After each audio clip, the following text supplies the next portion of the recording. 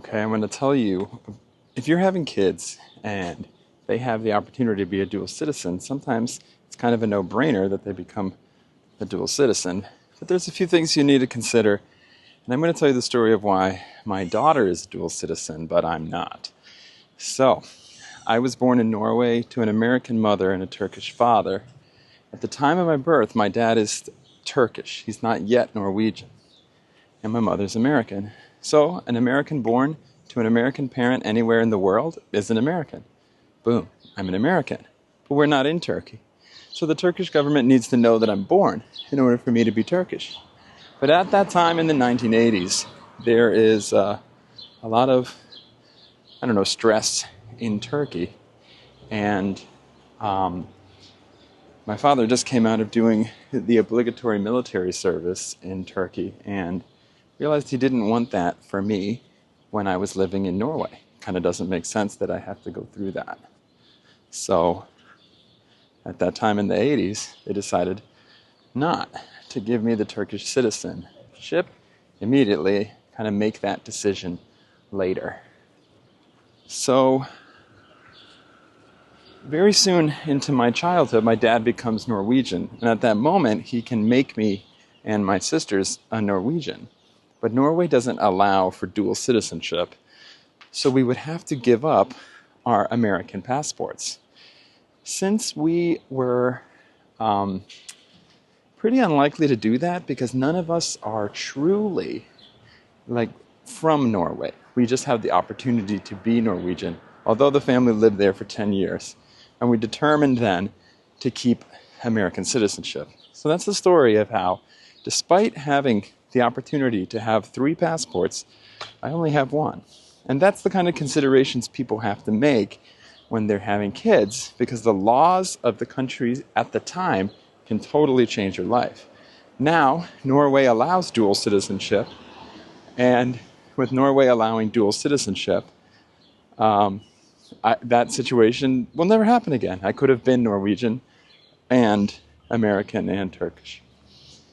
So, for my daughter is the cutest little girl in the whole darn world. And she is Vietnamese because her mom is Vietnamese. And her mom and I lived together in Vietnam for 5 years. And her grandparents are still in Vietnam. We love Vietnam. We want to visit Vietnam a lot. And Vietnamese are very proud of being Vietnamese. So it was kind of a no-brainer that my daughter was going to be Vietnamese.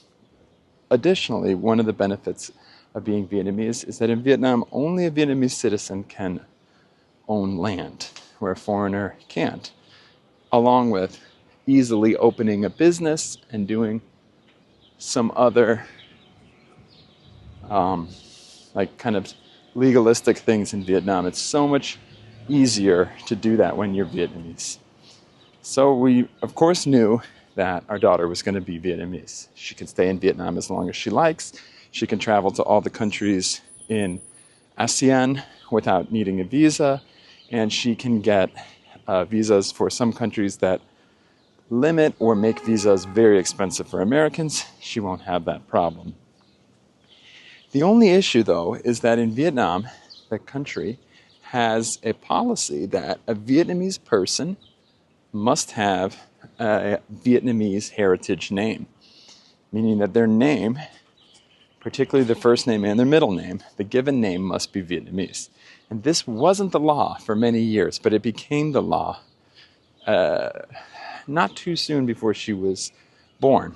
And because I knew that I wanted her to have a Vietnamese passport, be a Vietnamese citizen, and follow that law, she would have to have a Vietnamese name.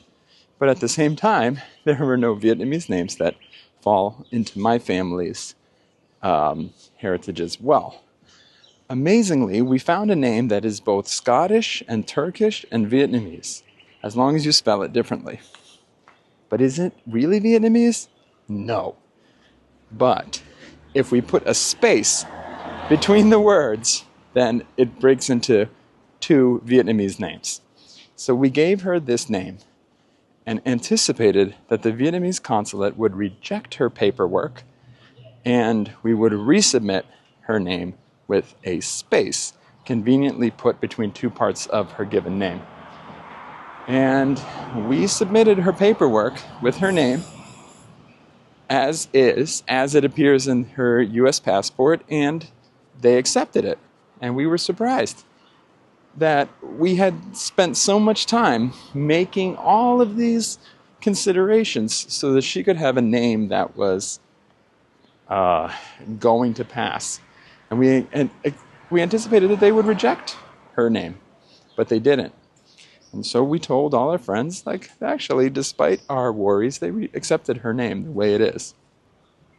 And then 1 or 2 months later, we read in the news that the law had changed, and that law no longer was on the books because the Vietnamese government wanted to draw in Vietnamese Americans who had left Vietnam at some point or been born in America and now wanted to return to Vietnam, and they couldn't change their names to do that. So this is an example of where a law changed.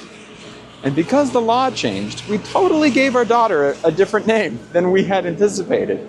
And then the law changed back, even at the time within her lifetime.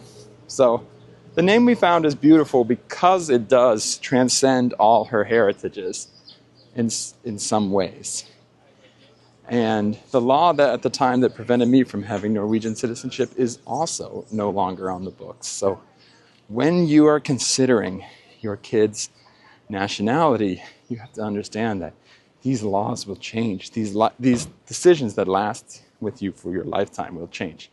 Now, for the U.S., does the U.S. care if my daughter has multiple citizenships? Not really, because in the U.S., they'll still tax you no matter where you live, no matter how many other citizenships you have.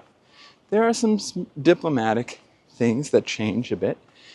For example, if she has a bank account in Vietnam, she'll have to declare that on her taxes, but that's no big deal. In all the years that I lived in Vietnam, I declared that on my taxes every year.